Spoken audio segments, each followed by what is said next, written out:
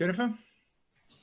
Well, what do you think is a motivation for the criticism of objectivism that it's, quote, too simplistic?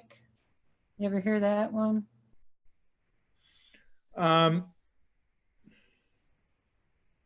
Yes, and the motivation is, I mean, there are two things. I mean, a few things. One is, I think that a lot of people really believe that.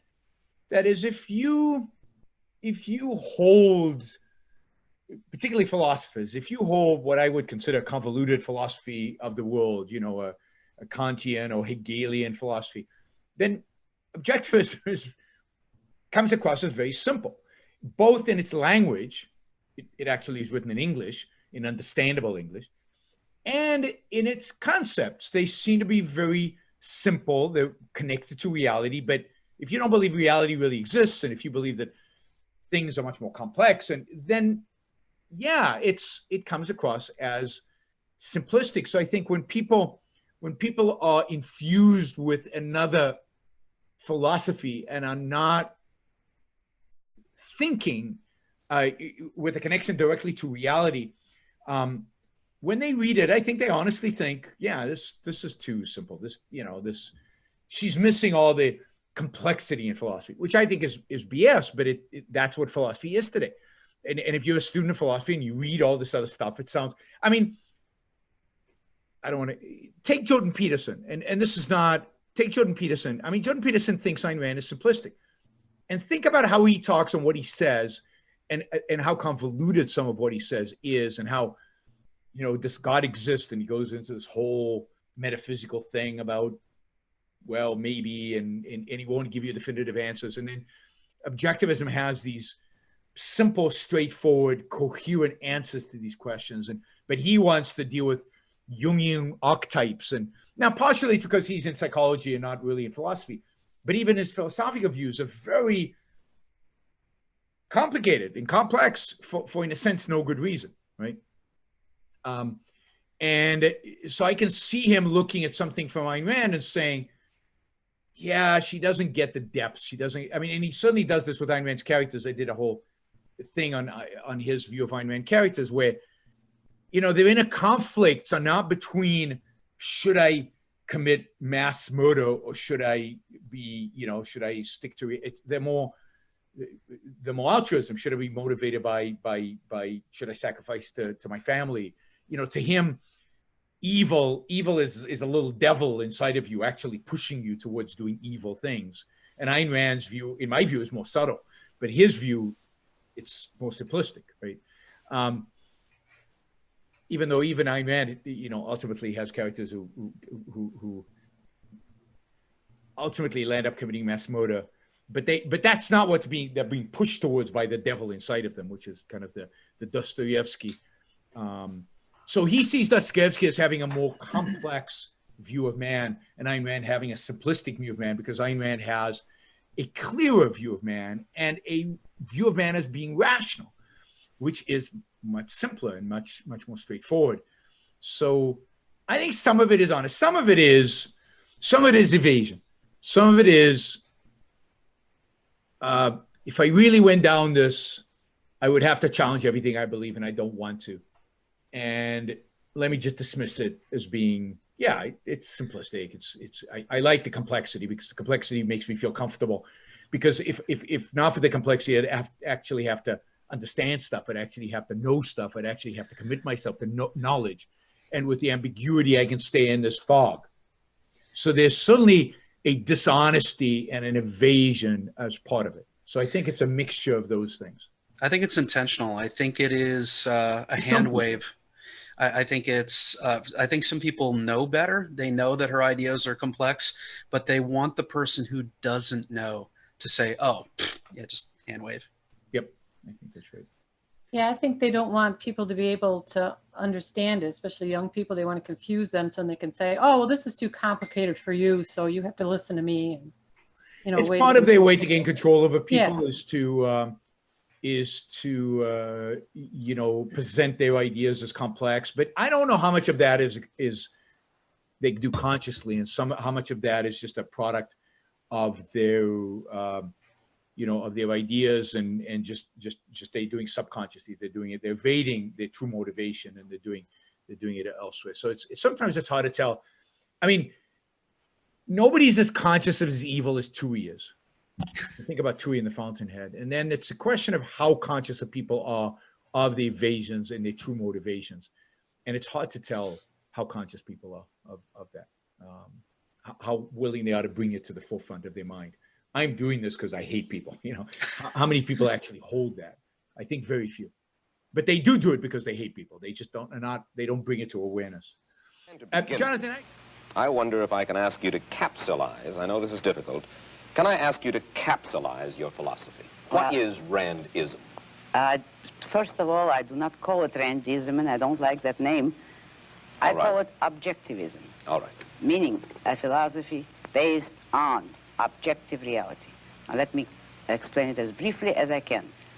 First, my philosophy is based on the concept that reality exists as an objective absolute, that man's mind, reason, is his means of perceiving it, and that man needs a rational morality. I am primarily the creator of a new code of morality which has so far been believed impossible, namely a morality not based on faith. On faith? Not on faith, not on arbitrary whim, not on emotion, not on arbitrary edict, mystical or social, but on reason, a morality which can be proved by means of logic, which can be demonstrated to be true and necessary. How does objectivism differ from the philosophies that many of us have been exposed to in our youths? Philosophies based upon religions, theologians, dogmatists. The very first difference, objectivism tells you that it is not right, it is not proper to man to take anything on faith. Religion is a matter of faith. You accept a religion emotionally or because you were born to it. You have not chosen it rationally. What objectivism will tell you is that reason, man's reason is his basic means of survival. That is the most important faculty which he has, and he has to guide his life and make his choices by means of his rational faculty. He has to make his own choices, but he has to know how to make them. It is immoral for him to act on his emotions, to be guided by the whim of the moment. That objectivism holds as very wrong, very immoral. And morality, in fact, consists of following your reason to the best of your ability. So that rationality is the basic virtue from which all the others proceed. My morality is based on man's life as a standard of value. And since man's mind is his basic means of survival, I hold that if man wants to live on earth and to live as a human being, he has to hold reason as an absolute, by which I mean that he has to hold reason as his only guide to action, and that he must live by the independent judgment of his own mind, that his highest moral purpose is the achievement of his own happiness, and that he must not force other people, nor accept their right to force him, that each man must live as an end in himself and follow his own rational self-interest. Tell me the value of selfishness. Use another word, self-esteem. The value of selfishness is that you esteem yourself as a value, that you live according to your nature, which means by the judgment of your own mind, and you respect your own mind, you respect your own ability to do the right thing, therefore you respect the possibility of being a morally virtuous person, and you regard yourself as a value worth preserving. To make a success of yourself in any line of rational activity is a great virtue. And people will attack you for exercising your ability, for hard work, for consistency, for ambition. And they will want to make you feel guilty of it. That is the greatest evil, according to my philosophy. And wait, say that again. The greatest evil, according to your philosophy, is to attack an individual because of virtue. What I call it is to experience or act on hatred of the good for being the good. That is attacking people for their virtues, for their achievements, for anything they have which is a value, actually, not for their flaws and not for their evil. In fact, people who preach that are the ones who are mawkish about the evil people, the failures, the liars, the cheats. Everybody who is weak suddenly acquires some kind of value. But anyone who is a success has to be attacked for his success. And look at how you have been attacked. Oh, I know. How you have been criticized. There are many people in this country, forgive me, in this world who think you're daft. They don't. They want you to see that. Using the super chat, and I noticed yesterday when I appealed for support for the show, many of you stepped forward and actually supported the show for the first time. So I'll do it again. Maybe we'll get some more today. If you like what you're hearing, if you appreciate what I'm doing, then I appreciate your support. Those of you who don't yet support the show, please take this opportunity. Go to yaronbrookshow.com/support or go to subscribestar.com, Yaron Brook Show, and make a kind of a monthly contribution to keep this going. I'm not sure when the next